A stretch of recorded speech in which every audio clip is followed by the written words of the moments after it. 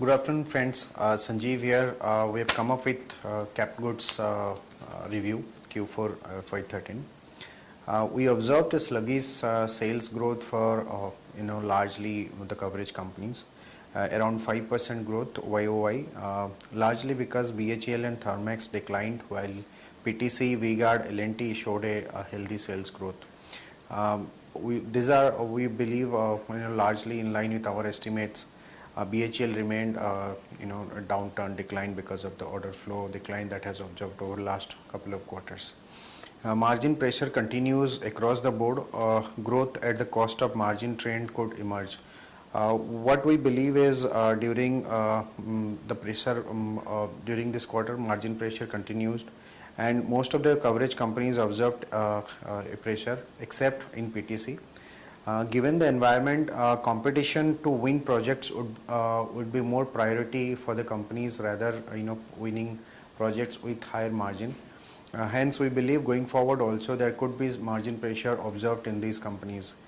In case of PTC, the higher share of its tolling business, which earns a better margin compared to its normal trading business, an improvement in tolling business has helped the company to have a better margin.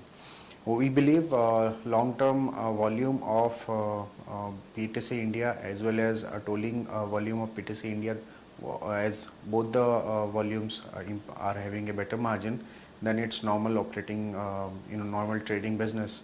The operating margin should remain high in case of PTC India. Overall weak working capital, higher interest cost and lower other income dented the overall profitability. PAT of CGL and V-Guard declined sharply while PTC was the only company that recorded a positive earning growth in our coverage companies. Thermax and BHEL showed a decline of 4 to 5% in net profit level. Order inflow, if you look at the overall inflow quantum of coverage companies improved, but the cumulative order backlog for our universes is to indicate a positive trend, and this improvement in this quarter was primarily supported by a significant order inflow recorded in case of BHEL.